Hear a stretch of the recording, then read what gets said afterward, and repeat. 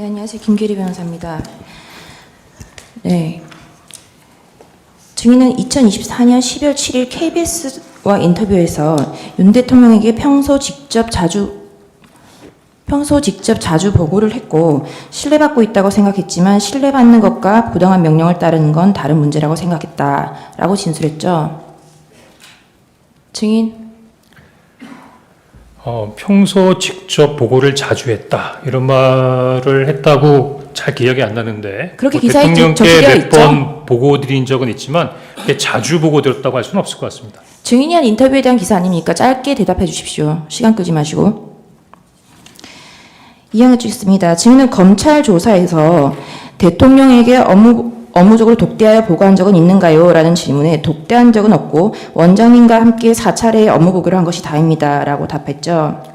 그런 것 같습니다. 증인은 피청구인이 12월 3일 8시경 증인에게 비아폰으로 전화했을 때 비아폰을 보좌관에게 맡겨두고 청담동 몽중원 식당에서 술을 곁들여 식사를 하고 있었죠. 그렇습니다. 그 자리에 참석한 사람들은 누구인가요?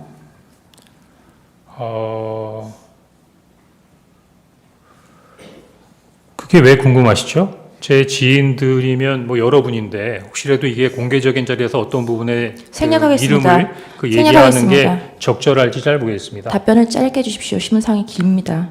술은 얼마나 마셨나요? 8시에 저도 그날 굉장히 늦게 도착했던 부분이고 사실 그날 저와 같이 자리셨던 분들이 연배가 굉장히 많으신 분들이라 술을 많이 하시는 그런 자리는 아니었습니다. 네, 증인은 증인의 보좌관으로부터 대통령에게 전화가 왔다는 연락을 받고 황급히 보좌관과 몽중원과 국정원의 중간 지점인 조선 팰리스 호텔에서 만나서 전화기를 받아 20시 22분경 피청구인과 약 20초간 통화를 했죠. 그렇습니다.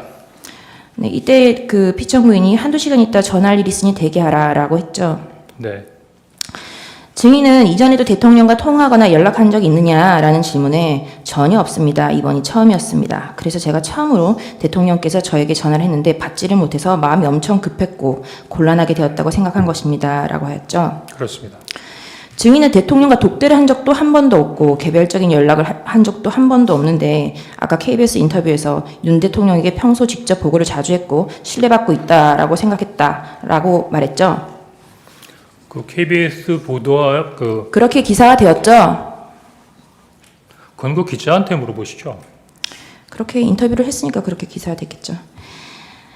네, 증인은 여인영은 방첩사령관으로 취임한 이후 처음 알게 되었는데 방첩사가 국정원과 업무 파트너이기 때문에 방첩사령관이 국정원에 자주 방문해서 업무적으로만 알고 지내던 사이였습니다. 그리고 간부들끼리 저녁을 한 번 한 적은 있는 것 같습니다. 라고 하였죠.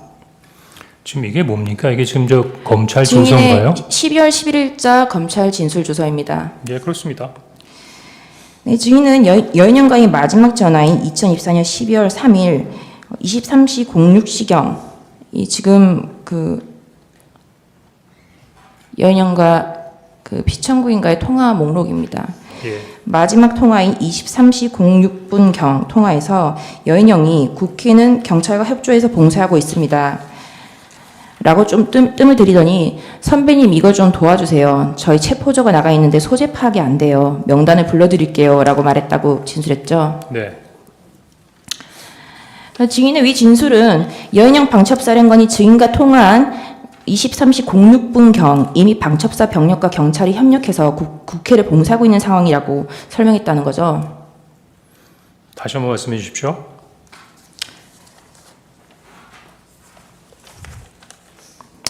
증인의 이 진술에 의하면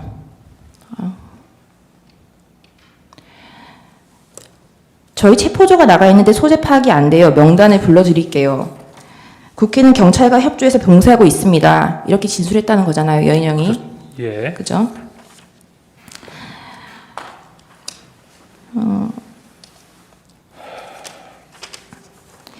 방첩사령부 이지학 실장의 진술 조서입니다. 방첩사령부 이지학 실장은 검찰에서 계엄 당일인 22시 36분경 퇴근해서 집에 있는데 영해 거주자 소집령이 내려졌고 23시 04분경 수사단장실에 도착하여 김대우 단장으로부터 임무를 부여받았다라고 진술했고요.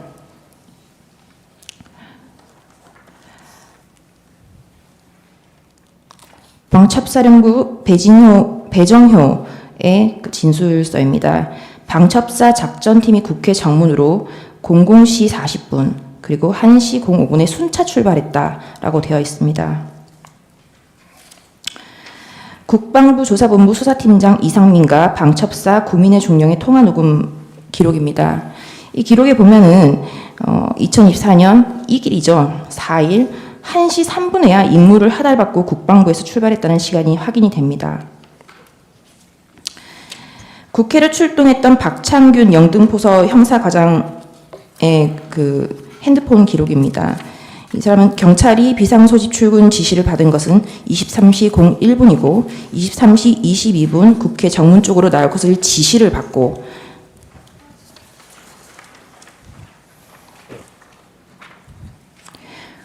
이 길 00시 18분 경이 되어서야 국회 정문 앞 수소 충전소로 이동했다라고 보고하였는데 지금 이런 사실 전혀 몰랐죠.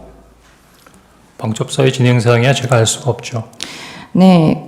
그래서 이 증거들에 의하면 증인이 여인영과 통화하였다는 23시 06분 경에는 객관적으로 아직 방첩사 경찰이 국회로 출동할 것을 지시받기도 전이거나 국회에 도착하지도 못한 상황이었는데 여인영이 방첩사 병력과 경찰들이 국회를 이미 봉쇄하고 있고 체포조가 대상 인원들의 소재 파악을 못하고 있으니 체포명단을 불러줄 테니 도와달라라는 말은 있을 수 없는 말 아닌가요? 그건 제가 아니라 여인영 사령관한테 한번 여쭤보는 게 좋을 것 같습니다. 네. 여인영 사령관도 아까 방금 증언을 하실 때 그렇게 말했습니다. 그 시각에는 그런 말이 있을 수 없는 말이라고요. 증인은 당시 여인영이 무엇이라고 하면서 체포 대상자 명단을 불러주었나요? 라는 질문에 위치 추적해달라고 하면서 명단을 불러줬습니다. 라고 대답하였죠. 네. 여인영은 생략하겠습니다. 국정원장은 전체 업무를 총괄을 하고 1차장은 해외 정보 소집, 2차장은 국내 정보 및 대북 방첩, 3차장은 심리 및 사이버 안보, 과학기술, 기획조정실장, 기주실장은 총무 관리 및 인사 등의 직무를 담당하죠. 국정원 조직에 대해서는 이 자리에서 공개적으로 얘기하는 게 적절치는 않은 것 같습니다. 네, 어쨌든 증인의 업무가 해외 파트인 건 맞죠?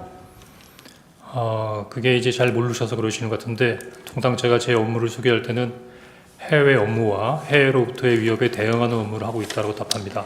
네, 국정원의 대공수사권이 없어지면서 대신 국가안보조사국이 대체 신설되었는데 이는 증인의 산하가 아니라 2차장 산하였죠. 그렇습니다. 방첩사령관이 국정원과 업무 파트너로 일을 할 때는 국정원과 접촉을 하거나 차장급, 게다가 국가안보조사국이 있는 2차장이 아니라 해외 파트 담당인 1차장과 업무를 할 경우는 없죠. 있죠. 네. 그럼 국정원 1차장 산하에는 위치 추적을 할 수 있는 권한이나 위치 추적을 할 수 있는 능력이 있는 인원이 있나요? 말씀드리는 것이 제한됩니다. 하지만 하려면 할 수 있겠죠. 없는 걸로 알고 있습니다. 방첩사령관 생략하겠습니다. 증인의 말이 모두 다 사실이라 하더라도 아까 진술 조서에 기재된 바와 같이 위치 추적을 요청을 했다고 했는데 위치 추적과 체포는 증인이 알기에 같은 말인가요? 다시 한번 말씀해 주십시오. 증인 아까 여인영이 위치 추적을 요청했다. 그러니까 여인영이 무엇이라고 하면서 체포 대상자 명단을 불러주었나요? 라는 질문에 위치 추적해달라고 하면서 명단을 불러줬습니다. 라고 대답을 했죠. 네. 위치 추적이 체포랑 어떻게 같은 말이죠? 송구합니다만 아까 저기 대상자 명단이 있던 그 종이를 하나 올려주실 수 있으시겠습니까? 제가 이따가 질문 드리겠습니다. 의제 128호증 KBS 인터뷰 제시하겠습니다. 증인은 위 KBS TV 인터뷰에서 대통령이 증인에게 직접 한동훈을 체포하라는 지시를 내렸다는 기사가 나온 것과 관련해서 조태현 국정원장이 6일 오전에 오보조라고 묻자 맞습니다라고 답했다고 진술했죠. 조금 전에 그 오보조와 관련된 부분은 제가 상당히 구체적인 부분으로 잘 설명드렸던 것 같으니까 아마 이해하셨을 거라고 생각합니다. 네, 이 기사 인터뷰를 보면은 그 기사 인터뷰에 그 기사에 오보라고 했던 이유가 대통령이 저에게 직접 한동훈 대표를 체포하라고 지시했다고 나와 있는데 그건 아니고 명단은 방첩사령관이 밝혔기 때문에 그렇게 말한 측면도 있다라고 진술했죠. 예, 조금 전에 제가 그때 말씀드렸죠. 네. 결국 증인 스스로 대통령이 증인에게 한동훈을 체포하라고 지시한 적은 없다는 걸 스스로 인정한 거죠. 그거는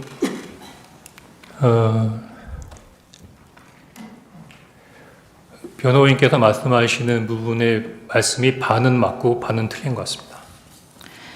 네, 16항 여쭙겠습니다. 증인의 진술 조서입니다. 증인은 여인영 방첩사령관이 진술인에게 체포조 명단과 체포 지시는 대통령님의 뜻이다 내지는 대통령의 지시사항이다 말한 사실은 있는가요? 라는 질문에 명시적으로 얘기하지 않았습니다.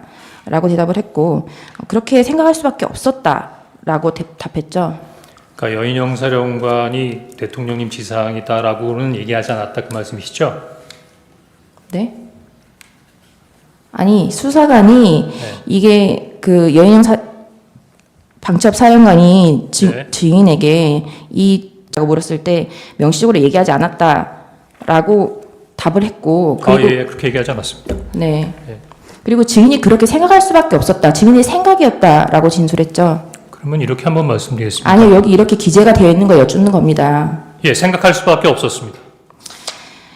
네. 국회 정보위 김병기 의원은 2024년 12월 6일 증인이 정보위에 출석해서 대통령이 직접 방첩사령부와 협조해 한동훈과 이재명을 체포하라고 지시했다는 진술을 했다라고 언론 브리핑을 하였죠. 제가 김병기 의원이 직접 언론에 브리핑하는 걸 보지는 못했습니다. 하지만 제가 정보위원장실에서 12월 3일에 대한 관련된 사항을 설명할 때 정보위원장과 원래는 그 정보위 간사가 박선원 의원이셨는데 박선원 의원이 경기도 이천에 있는 특전사령부에 항의 방문을 가시다 그래서 김병기 의원이 대신 참석하셨고 여당에서는 이성권 의원께서 참석하셨었습니다. 네, 신문상 없지만 제시해서 하겠습니다. 이 기사에 대해서 위 언론 보도 내용은 위 면담에 배석하였던 더불어민주당 김병기 의원이 진술인의 발언 내용을 공개하면서 언론 보도가 되기 시작했는데 실제 진술인이 위 면담에서 한 발언 그대로 가감없이 사실대로 보도가 된 것인가요? 라는 질문에 제가 한 말 그대로 보도된 것으로 알고 있습니다. 라고 답을 했죠. 예, 그렇겠죠. 지금 최근에 얘기하는 것처럼 자꾸 하나하나를 지적하신다고 하면 제3자에 전달되는 과정에서 다소 바뀐 부분이 있지만 제가 그 면담하는 과정에 그 양당 간사께서 계속 노트에 제가 얘기한 거를 그대로 받아 적으셨기 때문에 아마 그 받아 적인 내용을 가지고 발표하지 않으셨겠습니까? 아니 지금 조사를 받으실 때 이 기사를 제시하면서 대통령이 직접 지시 싹 다 잡아들여 정리하라라는 기사를 제시를 하고 이 기사 내용이 가감없이 사실대로 보도가 된 것이냐는 질문에 대해서 증인이 말한 대로 보도된 것으로 알고 있습니다라고 답을 하신 거잖아요. 그럼 증인이 이런 말을 했다는 말인 거잖아요. 그죠? 다시 한번 좀 설명을 해주시겠습니까? 지금 약간 방금 말씀하신 거는 그 김병기 의원이나 이성근 의원이 정보위원장 면담을 끝나고 나가서 기자들한테 브리핑을 한 것이 사실이라는 거라고 물어보셨는 것 같은데 지금 이 내용은 뭡니까? 지금 이 자료는 어떤 자료를 가지고 말씀하시는 겁니까? 이 자료는 증인이 검찰에서 진술한 진술 조서고요. 지금 SBS라고 나와 있네요. 네, 그래서 그 어쨌든 제목에 보면 대통령 직접 지시 싹 다 잡아들여 정리하라라는 기사를 제시하면서 검찰이 이 기사가 가감없이 사실대로 보도된 것인가요? 라는 질문에 대해서 검찰에서 이 기사를 제시하면서 저한테 물은 적은 없는 것 같습니다. 그럼 이 조서가 가짜라는 말씀이신 건가요? 허위로 작성된 건가요? 한번 그 조서 관련된 부분을 좀 다시 한번 지금 갑자기 뭘 하나 띄워놓으시고 갑자기 이렇게 물어보시면 저도 이해하는데 좀 시간이 걸리지 않겠습니까? 그러니까 좀 앞뒤를 설명해 주시면서 질문해 주셨으면 좋겠습니다. 제 질문이 어렵나요? 예, 아무래도 글자 그대로 읽었습니다. 아무래도 처음 법정에 와 있다 보니까 여러 가지 긴장된 부분도 있고 하나하나를 이해하는데 조금 좀 어려움이 있다는 부분을 좀 양지해 주셨으면 좋겠습니다. 지금 변호인께서 물으시는 거는요. 이 보도 내용이 대통령께서 직접 체포 지시를 했다고 보도가 됐는데 그 보도된 경위가 증인께서 정보위원회에서 이렇게 직접 이런 식으로 발언을 했기 때문에 이대로 보도가 되는 게 맞냐 그런 아닙니다. 도리어 제가 보기엔 이런 식으로 인용하는 것은 제가 보기엔 12월 6일 날 조선일보 기사가 그런 식으로 나왔기 때문에 대부분 그런 부분들을 인용했던 것으로 보여지고요. 제가 실제로 제 워딩으로 얘기한 부분은 지난번 22일 날 나왔던 국조특위의 청문회에서 제가 얘기한 부분이 제가 직접적으로 얘기한 건 처음이고 대부분 다 간접 화법이기 때문에 그런 부분에 대해서는 조금 버그가 있다고 생각됩니다. 자, 이 조서의 질문에 보면 가감없이 사실대로 보도화된 것인가요? 라는 질문에 제가 말한 대로 보도된 것으로 알고 있습니다. 라고 증인이 답을 했죠.